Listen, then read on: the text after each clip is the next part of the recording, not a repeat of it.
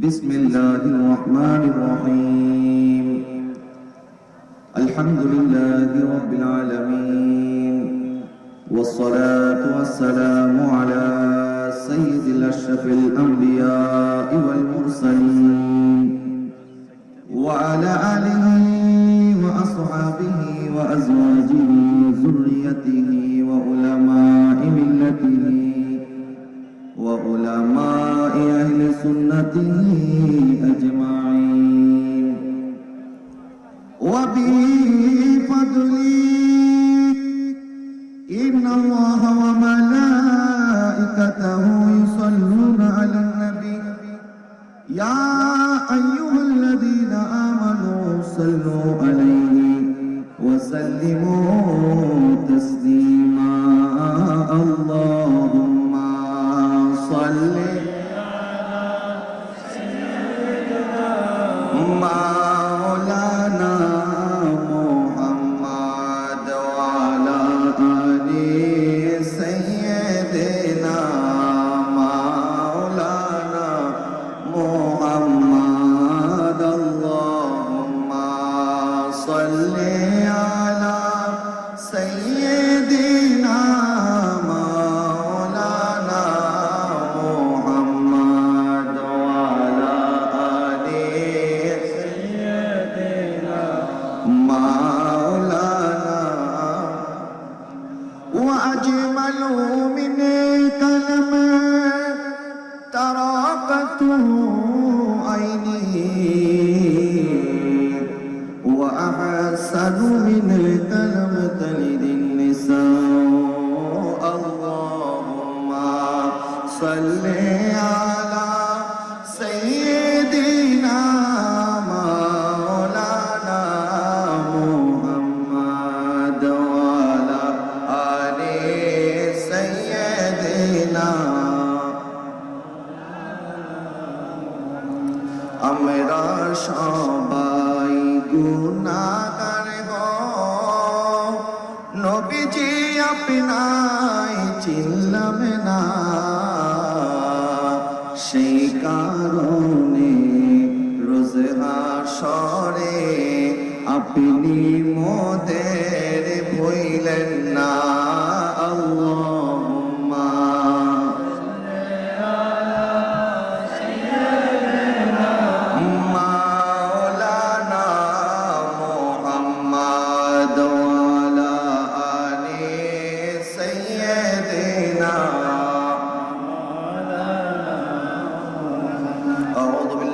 الشيطان الرجيم بسم الله الرحمن الرحيم يا أيها الذين آمنوا لا تقدموا بين يدي الله ورسوله واتقوا الله إن الله سميع عليم يا أيها الذين آمنوا لا ترفعوا أصواتكم فوق صوت النبي ولا تجهروا له بالقول كجهر بعضكم لبعض أن تهبط أعمالكم وأنتم لا تشعرون إن الذين يغضون أصواتهم عند رسول الله أولئك الذين امتحن الله قلوبهم للتقوى لهم مغفرة وأجر عظيم إن الذين ينادونك من وراء الهجرات أكثرهم لا يأكلون ولو أنهم صبروا حتى تخرج إليهم لكان خيرا لهم والله غفور رحيم صدق الله مولانا العظيم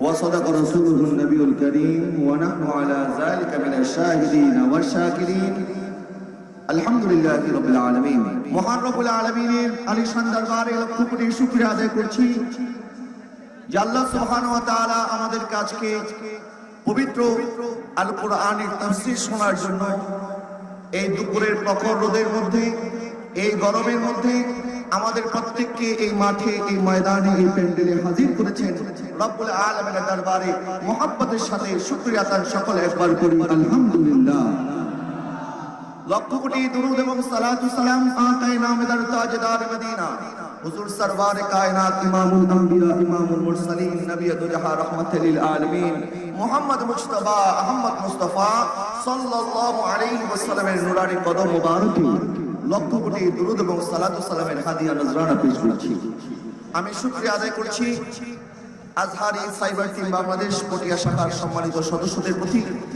যারা ক্লান্ত পরিশ্রম করে আজকের এই মাহফিলকে সাজিয়েছেন। আমি শুকরিয়া আদায় করছি হযরত উলামায়ে কেরামের প্রতি, যারা অত্যন্ত কষ্ট করে আজকের এই মাহফিলে উপস্থিত হয়েছেন। সময় স্বল্পতার কারণে আমি প্রত্যেকের নাম নেওয়া থেকে বিরত থাকলাম, সেই জন্য আপনাদের ক্ষমা সুন্দর দৃষ্টি কামনা করছি। প্রিয় হাজরিন, পবিত্র কোরআনুল কারীমের মাহফিল আজকে আল্লাহ পাক আমাদেরকে এনেছেন। আমরা আসতে পেরে খুশি না বেজার? মুহাম্মদের আওয়াজে বলুন, খুশি না বেজার? কারণ আল্লাহ পাক আমাদের জন্য এমন একটি কিতাব দান করেছেন, যে কিতাব অন্য নবী এবং রাসূলদেরকে দান করে নাই। আল্লাহ সুবহানাহু ওয়া তাআলা 104 খানা সহিফা আল্লাহ নাযিল করেছেন বনি আদমের জন্য। বনি আদমের উপরে আল্লাহ পাক অসংখ্য অনেক কিতাব আল্লাহ নাযিল করার পরেও যে কিতাব আমাদের জন্য সংবিধান, যে কিতাব মানব জাতির হেদায়েতের পথ প্রদর্শক, যালিকাল কিতাবু লা রাইবা ফি হুদাল লিল মুত্তাকিন, যে কিতাব আমাদের পথ প্রদর্শন করে আমাদের জীবন চলার জন্য, যে কিতাব চলা, যে কিতাব মানা, যে কিতাব অনুসরণ করার জন্য আল্লাহ পাক আমাদেরকে হুকুম করেছেন। এবং ওই কিতাবকে পরিপূর্ণ বোঝার জন্য, অনুধাবন করার জন্য সাহিবে কোরআন আমার দয়াল নবী রাহমাতুল লিল আলামিন এসেছেন। আল্লাহ সেই কিতাবের আলোচনায় মাহফিল আমাদের কাছে এনেছেন, সেই জন্য রব্বুল আলামিনের দরবারে মহব্বতের সাথে আরো একবার বলি আলহামদুলিল্লাহ। ধারাবাহিকভাবে আলোচনা চলবে। আমি আজকে আমার বিষয়বস্তুর আলোকে সূরা আল-হুজুরাতের প্রথম 5টি আয়াতে কালিমা আপনাদের খেদমতে তেলাওয়াত করেছি।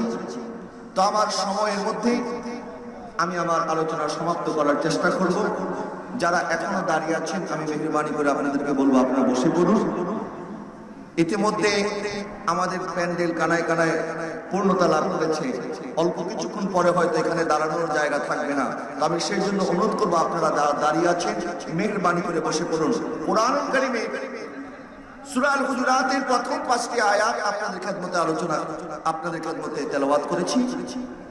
আল্লাহ সুবহানাহু ওয়া তাআলা এই 5টি আয়াতের মধ্যে আমাদের আকা, আমাদের মাওলা হুজুরে পুরনূর রাহমাতুল লিল আলামিন নবী দু জাহান সাল্লাল্লাহু আলাইহি ওয়াসাল্লামের প্রতি আদব কি করে প্রদর্শন করতে হবে, নবীর প্রতি কি করে তাজিম পেশ করতে হবে, ভক্তি, নবীর সম্মান কি করে করতে হবে, আল্লাহ পাক সেই আদব শিষ্টাচার আমাদেরকে শিখিয়ে দিয়েছেন। সুবহানাল্লাহ। আল্লাহ সুবহানাহু ওয়া তাআলার ওয়াহদানিয়ত যখন আল্লাহ প্রচার করেছেন, তখন আল্লাহ বলেছেন কুল হুয়াল্লাহু আহাদ। হাবিব, আপনি বলে দিন আল্লাহ এক। আল্লাহ সুবহানাহু ওয়া তাআলা নিজের ওয়াহদানিয়তের প্রচার, নিজের রুবুবিয়তের প্রচার এলান নবীর জবানে করেছেন। আর যখন নবীর আদবের কথা এসেছে, তখন দয়াল নবীকে বলতে বলা হয় নাই, বরং স্বয়ং আল্লাহ নিজেই নবীর আদবের কথা শিক্ষা দিয়েছেন। সুবহানাল্লাহ। ওয়া তুআযিরুহু ওয়া তুআক্কিরুহু, নবীর সম্মান, নবীর ইজ্জত। একটা জিনিস আমরা মিক্সড করে ফেলে, যেটা আমাদের জানার অভাব বা বোঝার অভাব, সেটি হচ্ছে ইবাদত একমাত্র আল্লাহর জন্য। আমরা ইবাদত করি কার? আল্লাহ ছাড়া কারো কোনো ইবাদত আছে? আমরা আল্লাহ ছাড়া কারো কোনো ইবাদত করি না। ইবাদত একমাত্র আল্লাহর, কিন্তু তাজিম আদব আল্লাহর এবং তার রাসূলের। আল্লাহ সুবহানাহু ওয়া তাআলা কোরআনুল কারীমে সূরা আল-হুজুরাতের প্রথম আয়াতে বলছেন, ইয়া আইয়ুহাল্লাযীনা আমানু লা তুকদ্দিমু বাইনা ইয়াদাইল্লাহি ওয়া রাসূলিহি, হে ঈমানদারগণ, তোমরা আল্লাহ এবং তার রাসূলের অগ্রগামী হইও না। এখানে মুফাসসিরিনে কেরামগণ এর শানে নজুলে ব্যাখ্যা করেছেন। দুইটি মত পাওয়া যায়। একটি মত পাওয়া যায়, আল্লাহ সুবহানাহু ওয়া তাআলা এই আয়াত নাযিল করেছেন যখন কুরবানির ঈদের সময় সাহাবায়ে কেরাম তাকাররুব ইলাল্লাহর জন্য, আল্লাহর নৈকট্য লাভের আশায় তাড়াতাড়ি কুরবানি করে ফেলেছে। এখনো নবীজি কুরবানি করে নাই। নবীজির কুরবানির আগে সাহাবায়ে কেরাম কুরবানি করেছেন, কিন্তু আসলে এটা নবীকে পাশ কাটিয়ে নবীর আগে চলে যাওয়ার উদ্দেশ্য ছিল না, বরং তাকাররুব ইলাল্লাহ ছিল, জজবা ছিল, আল্লাহর নৈকট্য লাভের আশা থেকে তারা তাড়াতাড়ি করে ফেলেছে। কিন্তু এটা ওনাদের বেয়াদবির কোনো ইচ্ছা ছিল না। ইচ্ছা ছিল আল্লাহর নৈকট্য লাভ করবে। কিন্তু এখনো আমার দয়াল নবী কুরবানি করে নাই। নবীজির কুরবানির আগে সাহাবায়ে কেরাম কুরবানি করেছে। আমার আল্লাহ বলে না, তোমাদের এই কুরবানি হবে না। সুবহানাল্লাহ বলেন। আরেকটি রাওয়ায়াতে পাওয়া যায়, আরেকটি শানে নজুল, যখন 29 শাবান দিন শেষ হয়ে গেল, 29 শাবান দিবাগত রাত চাঁদ দেখার অপেক্ষায় ছিল সবাই। যদি চাঁদ উঠে তাহলে রমজান শুরু হবে, আর যদি চাঁদ দেখা না যায় তাহলে শাবান মাস 30টা পূর্ণ করে পরের দিন থেকে রোজা পালন করা হবে। কিন্তু সাহাবায়ে কেরাম চাঁদ না দেখে, চাঁদ উঠেছে মনে করে ওনারা তারাবির জন্য প্রস্তুত হলো, এমনকি রোজাও রেখে ফেললো অনেকে পরের দিন। কিন্তু নবীজি রোজা রাখে নাই। যাকে ইয়াউমে শাক বলা হয়, যেদিন চাঁদ উঠেছে কি উঠে নাই, যদি চাঁদ দেখা না যায় তাহলে শাবান মাস 30টা পূর্ণ করব, তার পরের দিন থেকে রোজা শুরু হবে। কিন্তু সাহাবায়ে কেরাম মনে করলেন না, আমরা রোজা পালন শুরু করি, যদি এটা রমজান মাস পড়ে যায় তাহলে তো এটা ফরজ আদায় হয়ে যাবে, আর যদি রমজান মাস না হয় তাহলে তো নফল রোজার সওয়াব পাবো। শুধুমাত্র তাকাররুব ইলাল্লাহর জন্য ওনারা রোজা পালন করলেন শাবান মাসের 30 তারিখ, কিন্তু নবীজি রোজা রাখেন নাই। রোজা পালন করা এটা ইবাদত কার? কুরবানি করা ইবাদত কার? কারণ যখন আমরা কুরবানি করি তখন আমরা বলি ইন্না সলাতি ওয়া নুসুকি ওয়া মাহইয়ায়া ওয়া মামাতি লিল্লাহি রাব্বিল আলামিন। আমাদের সালাত, আমাদের কুরবানি, আমাদের জীবন, আমাদের মৃত্যু একমাত্র কার জন্য? আল্লাহর জন্য। তাহলে এই দুই তাফসীরের মধ্যে, এই দুই শানে নজুলের মধ্যে আমরা যেটা দেখতে পাই, এক সাহাবায়ে কেরাম তাকাররুব ইলাল্লাহর জন্য তাড়াহুড়া করে কুরবানি করলেন, আবার সাহাবায়ে কেরাম তাকাররুব ইলাল্লাহর জন্যই শাবান মাসের 30 তারিখে রোজা পালন করলেন। নবীজি রোজা রাখে নাই, নবীজি কুরবানি করে নাই। নবীর কুরবানির আগে ওনারা কুরবানি করেছে, এটা আল্লাহর দরবারে কবুল হয় নাই, এবং নবীজি বলেছেন তোমরা তো জবাই করেছো আল্লাহর নামে, হ্যাঁ পশুটা তোমাদের জন্য হালাল হয়েছে কিন্তু কুরবানি হয় নাই, কুরবানি আবার আদায় করতে হবে। তাহলে কুরবানি তো আল্লাহর জন্য, কুরবানি আল্লাহর জন্য, রোজা আল্লাহর জন্য, কিন্তু ওই রোজার মধ্যে, ওই কুরবানির মধ্যে যদি আমার দয়াল নবীর প্রতি তাজিম না থাকে, ভক্তি না থাকে, আল্লাহর দরবারে ওই কুরবানি, ওই রোজা কোনো কাজে আসবে না। জোরে বলুন সুবহানাল্লাহ। এখানে আল্লাহ সুবহানাহু ওয়া তাআলা বলছেন লা তুকাদ্দিমু বাইনা ইয়াদাইল্লাহি ওয়া রাসূলিহি, তোমরা আল্লাহ এবং তার রাসূলের অগ্রগামী হয়ো না। এখন আমরা দেখতে পাই সাহাবায়ে কেরাম অগ্রগামী হয়েছে রাসূলের, আল্লাহর তো অগ্রগামী হয় নাই, বা আল্লাহর অগ্রগামী হওয়া সম্ভব না। আল্লাহ রোজাও রাখেন, আল্লাহ কুরবানিও দেয় না। তো আল্লাহর কুরবানি নাই, আল্লাহর রোজা নাই, তারপরেও এখানে আল্লাহ বলছেন আমি এবং আমার রাসূলের অগ্রগামী হয়ো না, আল্লাহ এবং তার রাসূলের অগ্রগামী হয়ো না। এখন এটা তো অনেক ব্যাখ্যা বিশ্লেষণের ব্যাপার, অনেক আয়াতে কারিমা দ্বারা এটা প্রমাণিত যে আল্লাহর অগ্রগামী হওয়া বলতে আল্লাহ পাক কি বুঝিয়েছেন, রাসূলের অগ্রগামী হওয়া মানেই আল্লাহর অগ্রগামী। সুবহানাল্লাহ বলেন। রাসূলের অগ্রগামী হওয়া মানে কার অগ্রগামী? আল্লাহর অগ্রগামী। কোরআনের মধ্যে অসংখ্য নাস আছে যে জায়গায় আল্লাহ বলেছেন রাসূলের অনুসরণ করো। রাসূলের অনুসরণ করাই আল্লাহর অনুসরণ করা, রাসূলের মহব্বত করাই আল্লাহর মহব্বত করা, রাসূলের সাথে বেয়াদবি হওয়া আল্লাহর সাথে বেয়াদবি হওয়া। সুতরাং খবরদার আমরা কোন ইবাদত করার ক্ষেত্রে সাবধানতা অবলম্বন করতে হবে, যেন ওই ইবাদতের মধ্যে কোনোভাবে রাসূলের প্রতি অসম্মান প্রদর্শন না হয়ে যায়। আর যদি অসম্মান প্রদর্শন হয়, সাহাবায়ে কেরামকে দয়াল নবী বলেছেন তোমরা আরবার কুরবানি করো। একবার কুরবানি করা হয়েছে, নবী বলেন কুরবানি হয় নাই, কারণ তোমরা আমার আগে কুরবানি করেছো। আল্লাহ ডাইরেক্ট বলে দিয়েছেন তোমরা আল্লাহ এবং তার রাসূলের অগ্রগামী হয়ে যেও না। এরপর আল্লাহ বলেন ওয়াত্তাকুল্লাহ, আল্লাহকে ভয় করো, ইন্নাল্লাহা সামিউন আলিম, আল্লাহ কিন্তু দেখে এবং আল্লাহ জানে তোমরা কি করছো। এই আয়াত যখন নাযিল হলো, এরপরে সাহাবায়ে কেরাম এত ভয় পেলেন, রাসূলের আগে কখনোই ওনারা কোনো কাজ করেন নাই। এমনকি হযরত ওসমান ইবনে নুরাইন রাদিয়াল্লাহু তাআলা উনি যখন কাবা শরীফে গেলেন, যখন হুদাইবিয়ার মধ্যে দয়াল নবী সুলহ করার জন্য ওনাকে মক্কাতুল মুকাররমায় পাঠালেন, যখন কুরাইশরা হযরত ওসমান ইবনে নুরাইন রাদিয়াল্লাহু তাআলাকে বললেন ওসমান এখন তুমি যেহেতু এখানে চলে এসেছো, তুমি যেহেতু কাবার সামনে চলে এসেছো, এখন তুমি চাইলে উমরা করতে পারো, কিন্তু তোমার নবীকে উমরা করার জন্য আমরা অনুমতি দেব না। নবী সাল্লাল্লাহু আলাইহি ওয়াসাল্লাম 1500 সাহাবায়ে কেরাম নিয়ে হুদাইবিয়ার জমিনের মধ্যে অপেক্ষায় আছেন। দয়াল নবী নবীজি ইহরাম করা অবস্থায় হুদায়বিয়ার জমিনে বসে আছেন, আর এইদিকে উসমান ইবনে নুরাইন রাদিয়াল্লাহু তাআলা আনহু উনি একা কাবা শরীফের সামনে। কুরাইশরা বলছে, উসমান তুমি যদি চাও উমরা করতে পারো। কিন্তু উসমান ইবনে নুরাইনের ঈমান দেখেন, 4টি বছর পরে কাবা শরীফের সামনে পাওয়ার পরেও উসমান ইবনে নুরাইন বলছে, আমার নবী যদি উমরা করতে না পারে আমি কেন উমরা করব? রাসূলকে ছাড়া কোনোদিন আমি উসমান উমরা করতে পারি না।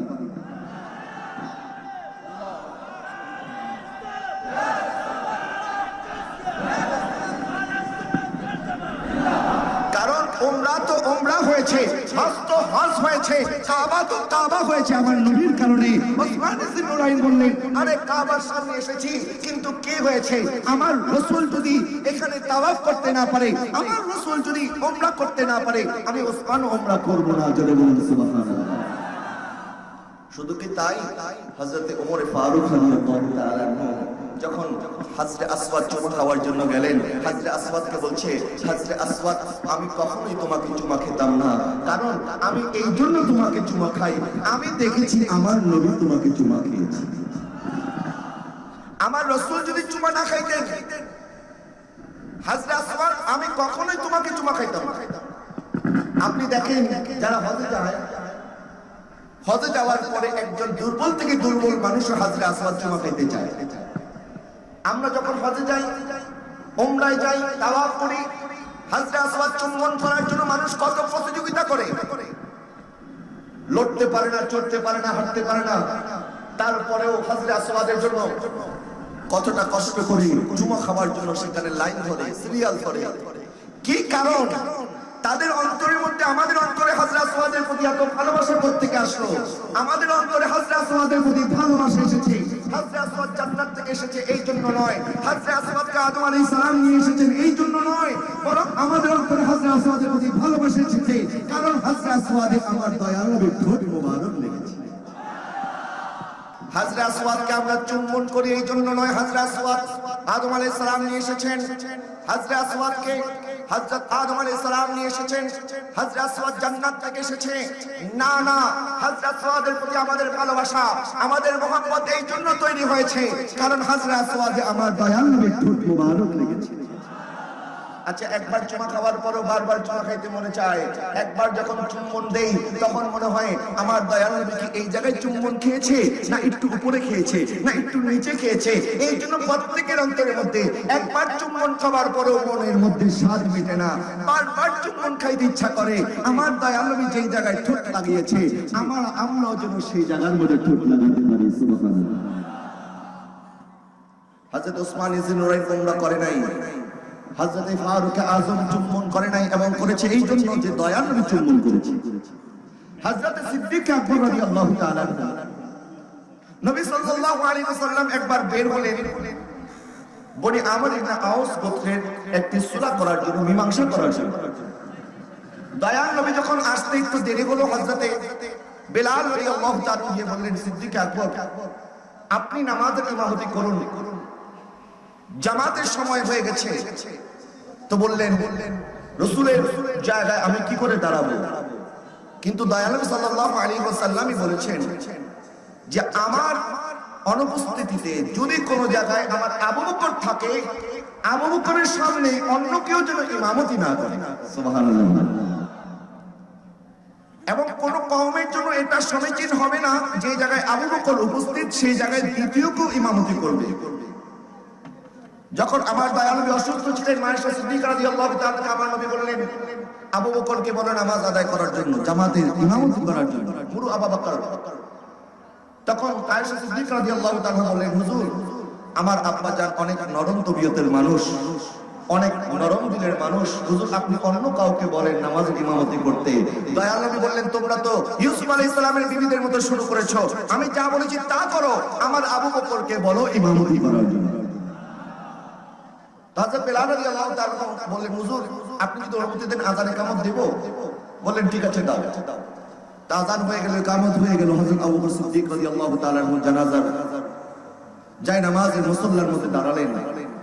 আর এইদিকে নবীজি ওই গোত্রের বিচার সালিশ শেষ করে নবীজিও এর মধ্যে চলে আসলেন। নামাজ চলছে, মসজিদে নববী ভরপুর। এমন নয় আমাদের মসজিদগুলির মতো, কারণ আমাদের মসজিদে এক কাতার দুই কাতার হয়। সাহাবায়ে কেরামের মধ্যে যখন সাহাবায়ে কেরাম নামাজ আদায় করতেন তখন মসজিদ নববী ভরপুর থাকতো। সুবহানাল্লাহ। কারণ প্রত্যেকে নামাজই ছিল। আজকে তো আমরা কেউ নামাজ পড়ি, কেউ নামাজ ছেড়ে দিয়েছি। অথচ নামাজ আমাদের জন্য ফরজ একটি ইবাদত। একজন নও মুসলিমের কথা শুনে আমি সেদিন তাজ্জুব হয়ে গেলাম। উনি বলছেন, আমি মুসলমান, নতুন মুসলমান হয়েছি, তবে মুসলমানদের একটি স্বভাব আমাকে খুবই লজ্জিত করেছে। বলে কি জিনিস? বলে আমি যখন জুমার নামাজে যাই তখন থেকে মসজিদ ভরপুর থাকে, যখন ঈদের নামাজে যাই তখন দেখি মসজিদ ভরপুর থাকে। এখন কি মুসলমানদের উপরে জুমার নামাজ ফরজ আর ঈদের নামাজই ওয়াজিব, আর 5 ওয়াক্ত নামাজ কি মুসলমানদের উপরে ফরজ নয়? যদি ফরজ হয়ে থাকে তাহলে জুমার নামাজে ভরপুর থাকে, ফজরের নামাজের সময় এক কাতার কেন? যদি মুসলমানদের উপরে আল্লাহ পাক 5 ওয়াক্ত নামাজ ফরজ করে থাকেন, জুমার সময় যেভাবে মসজিদ ভরপুর থাকে, ফজর নামাজের সময় এরকম ভরপুর থাকা দরকার আছে কি নাই? কিন্তু আমরা কি মনে করছি যে আল্লাহ কি আমাদের নামাজের হিসাব নেবেন না? বরং না, নবী বলেছেন কিয়ামতের ময়দানে সবার আগে নামাজের হিসাব আল্লাহ নেবেন। সাহাবায়ে কেরাম কখনোই নামাজ কাজা করতেন না। সাহাবায়ে কেরাম বলেন, আমাদের সময় মুসলিম এবং কাফির শনাক্ত হতো। যারা বেনামাজি তারা কাফির, যারা তারা নামাজ পড়তো না, আর যারা মুমিন যারা মুসলমান তারা সবাই নামাজ পড়তো। সুবহানাল্লাহ। আর আজকে আমাদের এলাকার মধ্যে, আমাদের সমাজের মধ্যে, আমাদের শহরগুলোর মধ্যে নামাজ চলছে, হাট বাজার বেচা কিনা সব চলছে, আমাদের সব কিছু করার সময় আছে, নামাজ পড়ার আমাদের সময় নাই। 90 মিনিটের খেলা আমাদের কাছে কত সামান্য মনে হয় কয়েক মিনিটের মধ্যে 90 মিনিটের খেলা শেষ হয়ে গেল। আর নামাজ 5 ওয়াক্ত নামাজ সামান্য সময় মসজিদে গিয়ে নামাজ পড়তে আমরা রাজি না। হায় আফসোস, নামাজ এমন একটি ইবাদত যে ইবাদত অন্য এবং নবী রাসূলদেরকে আল্লাহ দান করে নাই। হ্যাঁ, অন্য এবং নবী রাসূলরা নামাজ আদায় করেছেন, ওনার উম্মতরা নামাজ আদায় করেছেন, কিন্তু নামাজ আল্লাহ যখন আমাদের উপরে ফরজ করেছেন, প্রত্যেকটা ইবাদত জমিনে ফরজ হয়েছে, আর নামাজ আল্লাহ আরশে আজিম থেকে আমাদের জন্য পুরস্কার হিসেবে পাঠিয়েছেন। এই নামাজের কদর করার তৌফিক আল্লাহ দান করুন। সকলে বলুন আমিন। প্যারে হাজরিন, আমি বলছিলাম হযরত আবু বকর সিদ্দিক রাদিয়াল্লাহু তাআলা আনহু নামাজ পড়তে দাঁড়ালেন, ইমামতি করতে দাঁড়ালেন। ইমামতি করার জন্য যখন দাঁড়ালেন, পিছন দিক থেকে সাহাবায়ে কেরাম সবাই দাঁড়িয়ে আছেন। আর এর মধ্যে দয়াল নবী যখন এসেছেন, পিছনের সারি সাহাবায়ে কেরাম যখন দেখলেন নবীজি চলে এসেছেন, প্রত্যেকে নামাজের মধ্যে নবীর জন্য কাতার ছেড়ে দিয়ে নামাজের মধ্যে নবীর জন্য লাইন করে দিলেন।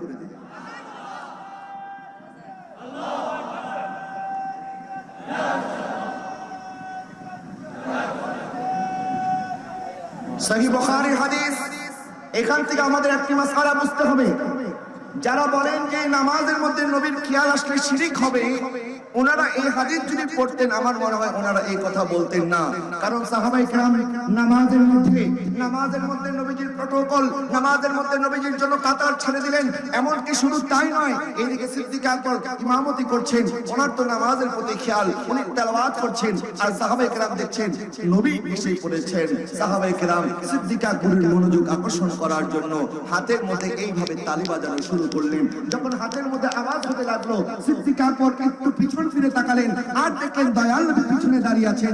নবী বললেন, আবু বকর যেখানে আছো সেখানেই থাকো, নড়াচড়া করার দরকার নাই। সিদ্দিক আকবর নামাজের মধ্যেই 2 হাত তুলে দিলেন, আল্লাহকে বলেন, আল্লাহ আপনার দরবারে শুকরিয়া, আমার দয়াল নবী আমাকে নামাজ পড়ানোর যোগ্য মনে করেছেন। হ্যাঁ, স্লোগান হবে, কিন্তু এখন না, সময় কম। প্যারে হাজরিন, তখন উনি সিদ্দিক আকবর পিছনে ফিরে আসলেন, দয়াল নবীর সামনে চলে গেলেন। নামাজ যখন শেষ হলো, আমার নবী জিজ্ঞেস করলেন সিদ্দিক আকবরকে, আবু বকর আমি তো তোমাকে বলেছিলাম নামাজটা পরিপূর্ণ করার জন্য, তুমি কেন ফিরে এসেছো, কেন তুমি পিছনে ফিরে এসেছো? তখন আবু বকর সিদ্দিক রাদিয়াল্লাহু তাআলা বলছেন, মা কানা ইয়ামবাগি লিইবনে আবি কুহাফাতা আন ইউসাল্লিয়া বাইনা ইয়াদাই রাসূলিল্লাহি সাল্লাল্লাহু আলাইহি ওয়াসাল্লাম। আমি আবু কুহাফার সন্তানের কি সাধ্য আছে, কি অধিকার আছে, কি আমার যোগ্যতা আছে যে আমি রাসূলের সামনে নামাজ আদায় করব? না না না, আমি রাসূলের সামনে নামাজ আদায় করতে পারি না, এই জন্য আমি পিছনে চলে এসেছি। আচ্ছা বলেন, নামাজ কি ভেঙেছে? নামাজ কি দ্বিতীয়বার আদায় করতে হয়েছে? নামাজ ভাঙেও নাই, দ্বিতীয়বার আদায় করতে হয় নাই। সাহাবায়ে কেরাম নামাজের মধ্যে নবীকে তাজিম করা ভুলে নাই। জোরে বলুন সুবহানাল্লাহ। প্রিয় হাজরিন, এরপরে আল্লাহ কি বলছেন, যেহেতু আমার সময় কম আমি লম্বা চূড়া কথার দিকে যেতে পারবো না, আর উলামায়ে কেরাম ওনার তাকবীর পেশ করবেন। এরপরে আল্লাহ সুবহানাহু ওয়া তাআলা বলছেন, ইয়া আইয়ুহাল্লাযীনা আমানু লা তারফাউ আসওয়াতাকুম ফাওকা সাওতিন নবী। যখন তোমরা রাসূলের সামনে কথা বলবে তখন উঁচু আওয়াজ উঁচু গলায় কথা বলিও না। তোমরা একে অপরের সাথে যেভাবে কথা বলো, ওয়ালা তাজহারু লাহু বিল কাওলি কাজাহরি বা'দিকুম লিবা'দিন, একে অপরের সাথে যেভাবে কথা বলো এইভাবে কথা বলিও না। কোন একটি সময় যে কোন একটি বিষয় নিয়ে সিদ্দিক আকবর এবং হযরত ওমর ফারুক রাদিয়াল্লাহু তাআলার মধ্যে কথা কাটাকাটি হচ্ছে, এর মধ্যে ওনাদের আওয়াজটা একটু উঁচা হয়ে গেছে। যখন উঁচা হয়ে গেছে আল্লাহ পাক এই আয়াত নাযিল করলেন, এবং এই আয়াতের হুকুম এখনো রহিত হয় নাই। এখনো মসজিদ নববীর মধ্যে নবী সাল্লাল্লাহু আলাইহি ওয়াসাল্লামের রওজায়ে আনোয়ারের উপরে সোনালী অক্ষরে লেখা আছে এই আয়াতে কারিমা। এখনো যারা মদিনাতুল মুনাওয়ারায় যায় তাদের জন্য ওয়াজিব ফরজ হচ্ছে রাসূলের সামনে, রাসূলের রওজায়ে আনোয়ারের সামনে দাঁড়িয়ে কেউ উঁচু গলায় কথা বলতে পারবে না। সুবহানাল্লাহ। কারণ রাসূল আমাদের মতো, বলেন আমাদের মতো। আমরা একে অপরকে যেরকম মনে করি, আমরা একে অপরের সাথে যেভাবে কথা বলি, একে অপরের সাথে কথা বলার আগে যেভাবে আমরা সম্বোধন করি, এইভাবে রাসূলের ব্যাপারে সম্বোধন করা যাবে না। কারণ আল্লাহ নিজেই তো রাসূলকে ইয়া মুহাম্মদ বলে ডাকে নাই। যে জায়গায় কোরআনে ইয়া আদম বলেছেন, ইয়া নূহ বলেছেন, ইয়া ইয়াহইয়া বলেছেন, ইয়া যাকারিয়া বলেছেন, ইয়া, যেখানে আল্লাহ সুবহানাহু ওয়া তাআলা ইয়া মূসা বলেছেন, ইয়া ঈসা বলেছেন, আমার রাসূলকে কখনো ইয়া মুহাম্মদ বলে নাই। বরং রাসূলকে যখন ডাকার সময় এসেছে ইয়া আইয়ুহাল মুযাম্মিল বলেছেন, ইয়া আইয়ুহাল মুদ্দাসসির বলেছেন, ইয়াসিন বলেছেন, তাহা বলেছেন। আমার নবীকে যখন ডেকেছেন ইয়া আইয়ুহান নবী أرسلناك شاهدا ومبشرا ونذيرا وداعيا إلى الله بإذنه وسراجا منيرا বলে দিয়েছেন। এইজন্য এক শায়ের বলেছেন, কবি ইয়াসিন কবি তাহা কবি লাইলা, जिनकी कसमें मेरा रब खाता है, जिनकी कसमें मेरा रब खाता है, कितनी दिलकश मेरे महबूब की सूरतें होगी, नाते सरकार की पढ़ता हूँ मैं, बस इसी बात से घर में मेरे रहमतें होगी। सुभान अल्लाह बोलें। যেখানে রাসূলকে আমার আল্লাহ মুহাম্মদ বলে ডাকে নাই, সেই জায়গায় যদি আমরা বলি জনাবে মুহাম্মদ, নবী মুহাম্মদ, দুরূদ না পড়ি, এটা কি রাসূলের সাথে আদব হবে না বেয়াদবি হবে? সেই জন্য যেখানে যেখানে রাসূলের নাম সেখানে পড়তে হবে সাল্লাল্লাহু আলাইহি ওয়াসাল্লাম। আমরা আদবের ব্যাপারে খেয়াল করব। আমার আল্লাহ এরপরে বললেন, যদি তোমরা এমনটা না করো, যদি আমার রাসূলের সামনে উঁচু গলায় কথা বলো, আন তাহবাতা আমালুকুম ওয়া আনতুম লা তাশউরুন, আমি আল্লাহ তোমাদের সমস্ত আমল, তোমাদের নামাজ, তোমাদের ইবাদত, তোমাদের বندگی, তোমাদের নফল সদকা খায়রাত যত যা করেছো সমস্ত আমল আমি আল্লাহ বরবাদ করে দেব, তোমরা বুঝতেও পারবে না। নাউযুবিল্লাহ বলেন। একটি শাস্তি আমল জব্দ করে নেওয়া, যেটা জব্দ হয় সেটা ফেরত হয়। সাময়িক সময়ের জন্য আপনার কাছ থেকে কেড়ে নিলাম, আবার কিছুক্ষণ পরে আপনাকে দিয়ে দিলাম।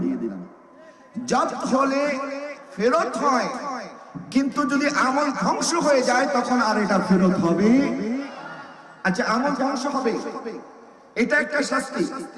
আরেকটি শাস্তি, আমল যে ধ্বংস হয়েছে এটা আমরা বুঝতে পারবো না। কারণ বুঝতে পারবো না কেন? যখন আমরা গুনাহ করি, গুনাহ করার সময় যখন আমরা বুঝতে পারি গুনাহ করেছি, তখন আমরা তওবা করি। তওবা করলে আল্লাহ আমাদের গুনাহগুলি মাফ করে দেয়।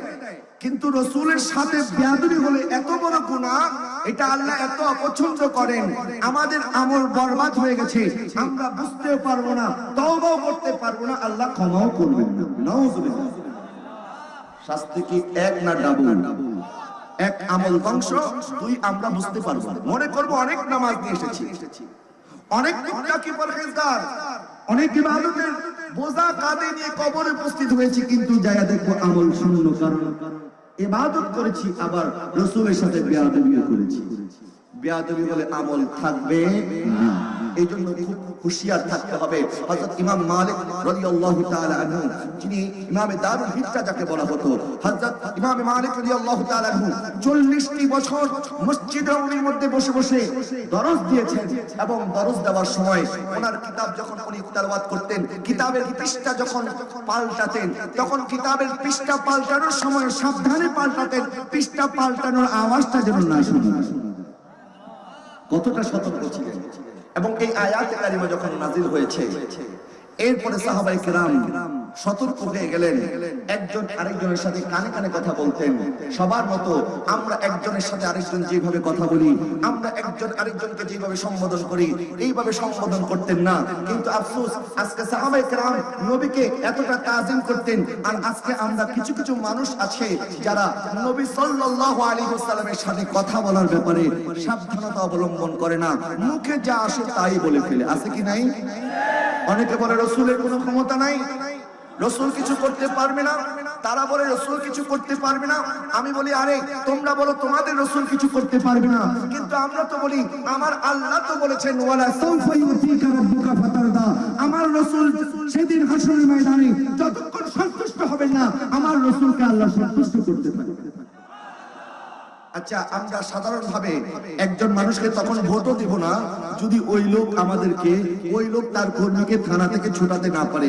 আমরা তো তাকে ভোটও দিব না, বলবো আপনি কিসের নেতা হয়েছেন, কিসের আপনার নেতাগিরি, আপনি সামান্য কর্মীকে জেলখানা থেকে ছুটাতে পারেন না। আরে জেলখানা থেকে যে ব্যক্তি ছুটাতে পারে না তাকে তো আমরা ভোটও দিই না। আর দয়াল নবী আমাদেরকে কিয়ামতের ময়দানে সুপারিশ করে জাহান্নাম থেকে জান্নাতে নিতে পারবে কি পারবে না? আমার দয়াল নবীকে আল্লাহ পাক সেদিন মাকামে মাহমুদে উপস্থিত করবেন। বলেন, নবীজি তো নিজের কন্যা ফাতেমার খবরও জানে না। আরে তোমরা বলো নবীর কন্যা ফাতেমার খবর নবী জানে না? আরে আমরা তো সেই নবীকে মানি যেই নবী বলেছেন ফাতেমা তো বিদআতুম মিন্নি, ফাতেমা আমার টুকরা, এবং ফাতেমা তো সাইয়্যিদাতুন নিসাই আহলিল জান্নাহ, আমার ফাতেমা জান্নাতের রমণীদের সরদার। কথা বলেন না, ঠিক কিনা? রাসূল পারে কি পারে না? ক্ষমতা দিয়েছেন কে? ওয়ারাফা'না লাকা যিকরাক। আল্লাহ বলেন হাবিব শাদি দেনে ওয়ালা আমি, লেনে ওয়ালা আপনি, মুজাম্মিলের চাদর দেনে ওয়ালা আমি, আর ওই চাদরে গুনাহগারদেরকে বাঁচানে ওয়ালা আপনি। হাবিব জান্নাত আমার, মালিক আপনি, কাউসার আমার, সাকি আপনি, কালাম আমার, জবান আপনার, রুবুবিয়ত আমার, খাতমে নবুয়ত আপনার, ইবাদত আমার, সব নবীদের আগে ইমামত আপনার, আর খলকত আমার, উম্মত হচ্ছে আপনার। क्या शान है उनकी उरूज की बलगल उलाबी কামালিহি। রাসূল আমাদের মত নয়, আমরা রাসূলের মত নই। সেই বুখারীর মধ্যে দয়াল নবী বলেছেন আইকুম মিসলি, কে আছো আমার? সুবহানাল্লাহ বলেন। প্রিয় হাজরিন, আল্লাহ পাক বলছেন খবরদার রাসূলের সামনে উঁচু গলায় কথা বলবে না। যদি উঁচু গলায় কথা বলো আমি তোমাদের আমল ধ্বংস করে দেব, তোমরা টেরও পাবে। এরপরে সাহাবায়ে কেরাম অত্যন্ত নম্রতার সাথে, ভদ্রতার সাথে, তাকওয়ার সাথে, ভয়ের সাথে, আদবের সাথে রাসূলের সামনে কথা বলতেন। এরপরে আল্লাহ বলছেন ইন্নাল্লাযীনা ইয়াগুদ্দুনা আসওয়াতাহুম ইনদা রাসূলিল্লাহি উলাইকাল্লাযীনা ইমতাহানাল্লাহু কুলুবাহুম লিত্তাকওয়া। যারা রাসূলের সামনে নিচু গলায় কথা বলে এবং যারা রাসূলের সাথে আদব সহকারে কথা বলে, আল্লাহ তাদের কলবকে তাকওয়ার জন্য বেছে নিয়েছেন। আমরা মনে করি নামাজের মাধ্যমে তাকওয়া হবে, রোজার মাধ্যমে তাকওয়া।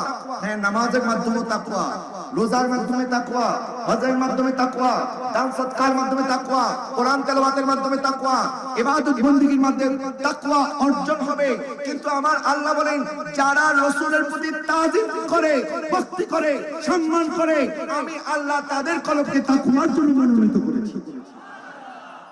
আমরা ইবাদত করে দিলকে তাকওয়া অবলম্বন করতে চাই, দিলের তাকওয়া বাড়াতে চাই, কিন্তু দয়াল নবীকে সম্মান করার সাথে সাথে আল্লাহ বলেন তোমাদের কলবকে তো আমি তাকওয়ার জন্য মনোনীত করেছি।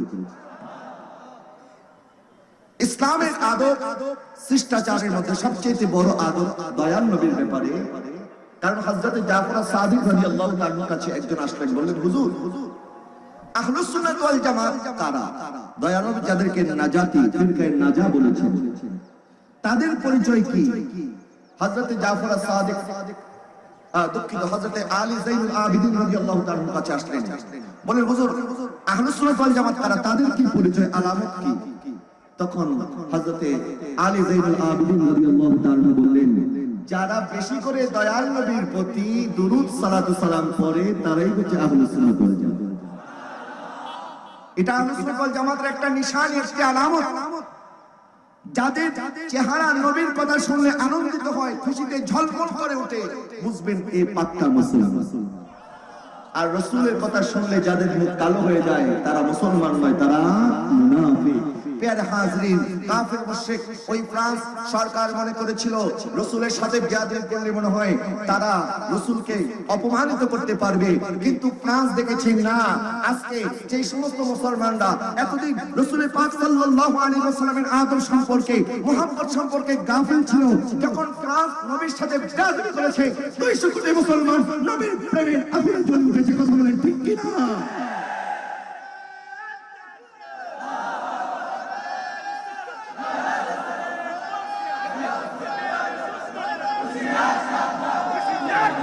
কারণ কাফের মুশরিকরা জানে আমরা মুসলমানের সাথে যতই যুদ্ধ করি কোনোভাবেই মুসলমানের সাথে আমরা পারি না, কারণ তাদের অন্তরের মধ্যে নবীর প্রেম এমন ভাবে দাও দাও করে জ্বলছে, তারা প্রত্যেকেই চায় নবীর জন্য জীবন উৎসর্গ করতে। যখন আমেরিকা দেখলো আফগানিস্তানে এতগুলি বোম মারলাম, কিন্তু তারপরে মুসলমান জিহাদি তাদেরকে দমন করা যাচ্ছে না, ইরাকের মধ্যে এত অস্ত্র ভালাইলাম, এত বোম মারলাম, এত বছর যুদ্ধ চলছে, তারপরেও দেখা যাচ্ছে ইরাকের মুসলমানরা এখনো তারা নিশ্চুপ বসে নাই। ফিলিস্তিনের মধ্যে পাখির মতো গুলি করে করে যখন আমাদের মুসলমান ভাই বোনদেরকে শহীদ করা হয়, তারপরেও তাদের জজবা কমে না। তখন তারা গবেষণা করে দেখলো আসলে কি কারণ। আমরা তো দেখি আমাদের সৈনিক যখন মারা যায় আমাদের মা বাবারা আফসোস করতে করতে শেষ, হায় আমার সন্তান দেশের জন্য জীবন দিয়ে দিল, আমরা বেসাহারা হয়ে গেলাম, আমার সন্তান যুবক সন্তান চলে গেল। কিন্তু যখন মুসলমানের কোন সন্তানকে আমরা হত্যা করি, মুসলমানের সন্তান যখন কেউ শহীদ হয়, তখন মুসলমানের সন্তানের মারা তখন আল্লাহকে বলে, আল্লাহ আজকে নবীর জন্য একটা সন্তান দিয়েছি, তুমি আমাকে আরেকটা সন্তান দাও, তাকেও যেন রাসূলের জন্য কুরবান করতে পারি। তখন দেখলো যে মুসলমানদের ঈমান দুর্বল করা যায় কেমনে, তখন তারা টার্গেট করলো আমার নবীকে, যার কারণে নবীকে নিয়ে তাদের যত আলোচনা সমালোচনা, নবীকে নিয়ে ব্যঙ্গ কার্টুন তারা অঙ্কন করে। কিন্তু যতই তারা ব্যঙ্গ করতে চাক না কেন, আপনি যদি ওই তারকা, আপনি যদি ওই সূর্যের দিকে থুতু ফেলেন, ওই সূর্যের কিচ্ছু হবে না, থুতু আপনার মুখের মধ্যে পড়বে। আপনি যদি চাঁদের দিকে লাঠি নিক্ষেপ করেন, চাঁদ আপনার লাঠি দিয়ে চাঁদের কিচ্ছু হবে না, বরং ওই লাঠি আপনার মাথার মধ্যে পড়বে। একইভাবে আমার রাসূলের সাথে যারা বেয়াদবি করেছে, যুগে যুগে তারা ধ্বংস হয়েছে, আর রাসূলের সাথে যারা আদব করেছে, ভক্তি করেছে, তাজিম করেছে, আমার আল্লাহ তাদেরকে জমিন থেকে দুনিয়ার ইমাম বানিয়ে দিয়েছে। সুবহানাল্লাহ। হযরত বেলাল হাবশী তার প্রমাণ। হযরত বেলাল কৃষ্ণ বর্ণের ছিলেন, একজন গোলাম ছিলেন, কিন্তু আমার দয়াল নবী কাবা শরীফ রূপে তাকে চড়িয়ে দিয়েছে। কথা বলেন না ঠিক কিনা? সুতরাং রাসূলের তাজিম, ভক্তি, শ্রদ্ধা আমরা যদি করতে পারি, আল্লাহ বলছেন তাহলে তোমাদের অন্তরকে আমি তাকওয়ার জন্য মনোনয়ন করব, এবং লাহুম মাগফিরাতুন, তাদের জন্য আমার ক্ষমা রয়েছে, এবং ওয়া আজরুন আযীম, তাদের জন্য রয়েছে মহা পুরস্কার। আপনি আল্লাহর পুরস্কার পাবেন। আল্লাহ কতটুকু দিবেন? যার দেওয়ার ক্ষমতা যতটুকু সে ততটুকু দিতে পারে, ঠিক কিনা? এখন এখানে যদি কোনো কোটিপতি আসে বলে আমি কিছু দান করে আসছি, তার মানে বুঝবেন উনি তার 5 টাকা 10 টাকা দান করবেন না, উনি নিশ্চয়ই লাখ লাখ টাকা দান করেছেন, কারণ তার দেওয়ার ক্যাপাসিটি বেশি।